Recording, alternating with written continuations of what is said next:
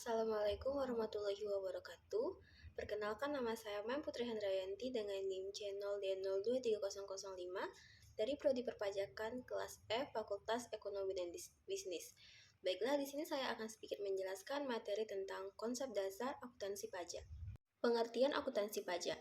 Akuntansi perpajakan merupakan pengetahuan penting yang harus dipahami wajib pajak. Akuntansi perpajakan diperlukan untuk mendapatkan perhitungan pajak yang akurat.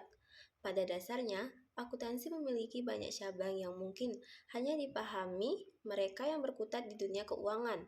Salah satu cabang yang cukup sering dengar dan diaplikasikan dalam keuangan perusahaan adalah akuntansi perpajakan. Akuntansi perpajakan adalah sebuah aktivitas pencatatan keuangan pada sebuah badan usaha atau lembaga untuk mengetahui jumlah pajak yang harus dibayarkan. Baiklah, selanjutnya ada klasifikasi pajak. Klasifikasi pajak terbagi menjadi dua. Yang pertama adalah pajak langsung. Pajak dikenakan berdasarkan jumlah penghasilan atau kekayaan yang dimiliki sebuah perusahaan atau lembaga. Adapun besarannya telah diatur dalam Undang-Undang Perpajakan. Pajak langsung biasanya harus dibayarkan oleh wajib pajak dan tidak boleh diwakilkan atau dibebankan pada orang atau instansi lain. Yang kedua ada pajak tidak langsung. Pajak tidak langsung adalah pajak yang dibayarkan saat terjadi sebuah transaksi keuangan. Pajak semacam ini bisa diwakilkan atau dibebankan kepada orang lain. Fungsi akuntansi pajak. 1. Sebagai dokumentasi perpajakan tahunan yang bisa dipakai untuk perbandingan dan mengetahui riwayat keuangan perusahaan. 2. Sebagai laporan keuangan resmi yang bisa kita paparkan saat ingin mendapatkan investor atau kegiatan publikasi lainnya. 3. Sebagai bahan analisis untuk mengetahui besar pajak yang harus dibayar perusahaan atau lembaga keuangan di masa yang akan datang. Dan 4.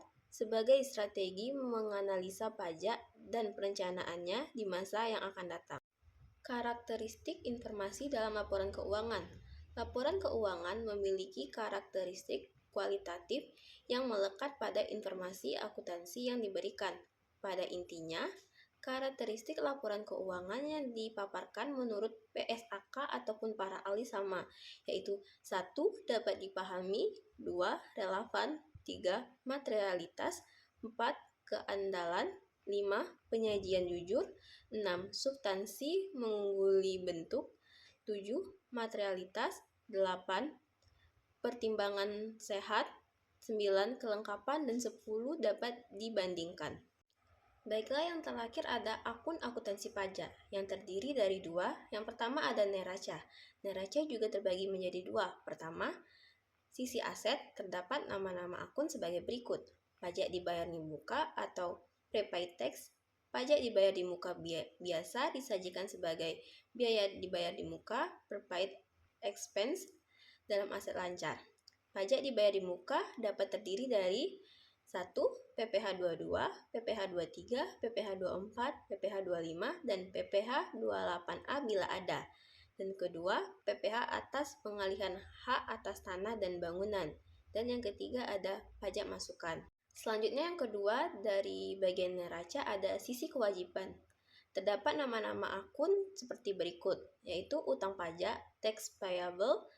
2. Utang pajak terdiri atas 1. PPh 21, PPh 23, PPh 26, dan PPh 29, dan yang kedua ada pajak keluaran.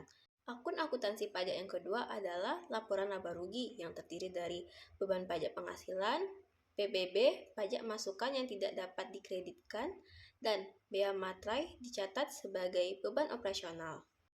Baiklah, sekian pembahasan dari saya tentang konsep dasar akuntansi pajak. Lebih dan kurang saya mohon maaf. Saya akhiri dengan wabillahi taufiq wal hidayah. Wassalamualaikum warahmatullahi wabarakatuh.